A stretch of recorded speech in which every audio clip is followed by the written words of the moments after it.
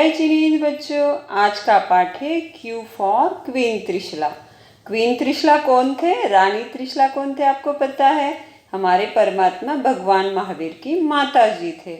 अब माता त्रिशला ने भगवान के जन्म के समय कितने सपने देखे थे? 14, जो भगवान की गुड क्वालिटीज को बताते थे। और क्वीन त्रिशला कौन थी? राजा चेटक की बहन थी और राजा सिद्धार्थ की पत्नी, और इनके 2 बेटे थे, आपको पता है, नंदीवर्धन और वर्धमान। तो ऐसी है क्वीन त्रिशला, जगत की माता, तीर्थंकर भगवान की महान माता। तो अब आगे जो है मेरी भावना का स्टांजा सीखेंगे। कोई बुरा कहो या अच्छा, लक्ष्मी आवे या जावे। देखो, आपको कोई अच्छा बुरा कह देता है तो हम अच्छे काम छोड़ के बुरे में लग जाते हैं ना, बुराइयों में फंस जाते हैं। फ्रेंड्स के साथ भी फंसते हैं ना कभी कभी।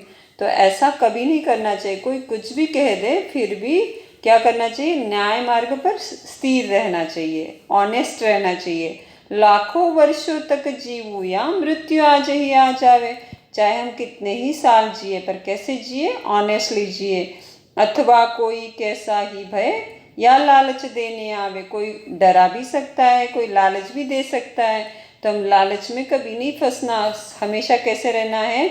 न्याय मार्ग से कभी न पद डिगने पावे। तो हमें कौन से मार्ग पर स्थिर रहना? ऑनेस्टी। न्याय मतलब क्या? ऑनेस्टी के मार्ग पे, न्याय के मार्ग पे, जस्टिस के मार्ग पे हमेशा क्या रहना है? स्थिर रहना है, अडिग रहना है। ऐसी है आज की मेरी भावना।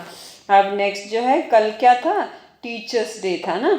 तो टीचर्स डे स्पेशल आपके लिए एक स्टोरी है, गुरु कृपा का महत्व। अब यहाँ पर स्टोरी में बताया है कि ये जो थे ना, दयानंद गुरु जी थे क्या, और दयानंद गुरु जी क्या सिखाते थे? ऐसी मूर्तियाँ बनाने का सिखाते थे। और उनका शिष्य था उत्पल। उत्पल बहुत प्यारी मूर्तियाँ बनाता था। देखा ना कितनी सुंदर मूर्ति है। तो जब भी उत्पल मूर्तियाँ बनाता, गुरु जी क्या करते? उसमें कुछ न कुछ गलती निकालते। क्यों निकालते होगे? गुरुजी को लगता था इसकी मूर्ति परफेक्ट से परफेक्ट बने, क्योंकि गुरुजी बहुत होशियार थे। गुरु कृपा से उन्होंने बहुत कुछ सीखा था। तो उन्हें क्या लगता था? उत्पल भी बहुत अच्छी मूर्तियाँ बनाए। तो फिर वो हमेशा उसमें कुछ न कुछ निकालते रहते थे। अब एक बार क्या हुआ, उत्पल ने बनाई राजा की मूर्ति, और राजा की मूर्ति इतनी सुंदर बनी तो सभी उसका गुणगान करने लगे। अब ये मूर्ति किसने देखी? गुरुजी ने देखी। तो गुरुजी ने फिर से क्या किया? गुरुजी ने उसमें से गलती निकाली। तो उत्पल बहुत चिढ़ गया, उसे बहुत गुस्सा आया। और उत्पल ने कहा, गुरुजी आपको क्या मेरी मतलब मैं अच्छा, आपसे अच्छा बनाता हूँ, इससे अच्छा नहीं लगता होगा? आप हमेशा मेरी गलतियाँ निकालते रहते हो। सारी दुनिया अच्छा कहती है और आप ही बुरा कहते हो। बाप रे! उत्पल जब इतना चिल्लाया तो गुरुजी को बहुत बुरा लगा।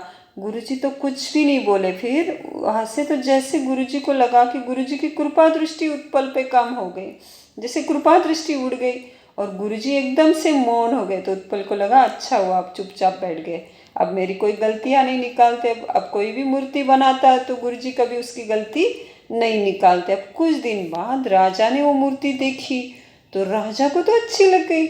राजा ने बहुत गुणगान किया और उसे एक बहुत बड़ा काम दिया। बोला कि तुम माता जी के मंदिर की क्या बनाओ? प्रतिमा बनाओ। अब उत्पल तो खुश हो गया कि मुझे क्या बनाना है? मंदिर की मूर्ति बनाना है। पर देखो, गुरु का अभिनय करने से गुरु की कृपा कम हो जाती है। गुरु को विनय या मान की जरूरत नहीं होती है आपके, पर ये आपकी प्रगति के लिए हम क्या करते हैं? गुरु का मान और विनय करते हैं। तो फिर क्या हुआ? वो तो मूर्ति बनाने लगा माता जी की। देखो यहाँ पर माता जी की मूर्ति बना रहा है, पर 1 महीना हो गया, 2 महीने हो गए, मूर्ति तो पूरी ही नहीं होती। उत्पल को समझ में नहीं आ रहा क्या गलत हो रहा है, कुछ हो रहा है, वो मूर्ति पूरी नहीं कर पा रहा। तब उसे याद आया कि अब गुरुजी की आवश्यकता है। गुरुजी तो मुझे बार बार बता देते थे, तो इसलिए मैं सुधार करता और मूर्ति अच्छी बन जाती थी, पर अभी तो मैं बना ही नहीं पा रहा हूँ। तो फिर वो गुरुजी के पास गया और गुरुजी को क्षमा मांगी। कहा, गुरुजी मुझे मार्गदर्शन करिए, मेरी गलती हो गई। अब गुरुजी ने उसे समझाया, बेटा आपकी प्रगति हो इसमें मुझे क्या होती है? खुशी होती है। गुरु को देखो, आपके टीचर को, गुरुदेव को कभी भी क्या होती है? आप अच्छे बनो, इसमें उन्हें बहुत खुशी मिलती है और उसी में मुझे आनंद है। देखो बहुत सुंदर बात बताई, दुनिया वालों को तारीफ करने में क्या परेशानी है, लेकिन गलती तो परीक्षक को ही मालूम पड़ती है ना। देखो दुनिया वाले तारीफ कर ले, पर आपके टीचर को क्या लगता है, गुरु को लगता है आप परफेक्ट बनो, होशियार बनो, इसलिए वो गलती निकालते हैं। आपको बुरा कहने के लिए वो गलती नहीं निकालते हैं। तो फिर उत्पल उनके चरणों में गिर गया और तब से गुरु चरणों में विनय करके वो बहुत बड़ा कलाकार बन गया। तो ऐसी है उत्पल की कहानी। अब आपके लिए सवाल है। फर्स्ट क्वेश्चन इज, रानी त्रिशला किसकी माता थी? रानी त्रिशला किसकी माता थी? सेकंड क्वेश्चन, भगवान महावीर के मामा जी का नाम क्या था? सुनिए, भगवान महावीर के मामा जी का नाम क्या था? थर्ड इज, हमें कौन से मार्ग पर अडिग रहना चाहिए? फोर्थ क्वेश्चन, आपको मेरी भावना का ये 7 स्टांजा लर्न करना है।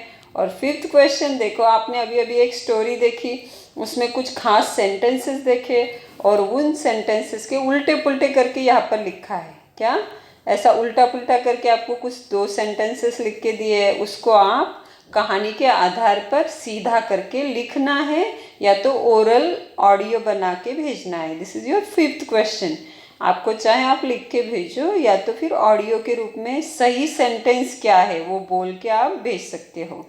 तो और ये हो गया आपके 5 क्वेश्चंस। और नेक्स्ट एक सिंपल सी एक्टिविटी, यहाँ पर कुछ मैस्टिक्स आप देख रहे हैं और देर आर 10 ट्रायंगल्स। इसमें कितने ट्रायंगल्स है?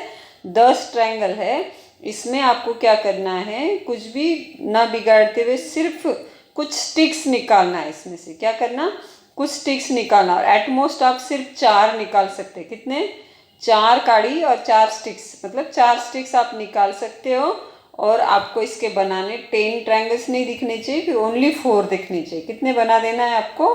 कुछ दिया सलाई, कुछ स्टिक्स निकाल के ओनली 4 ट्रायंगल्स बना देना है। और वो एक्टिविटी आप फोटो से आप हमें भेज सकते हो। जय जिनेंद्र, जय महावीर, जय आनंद, जय शिव।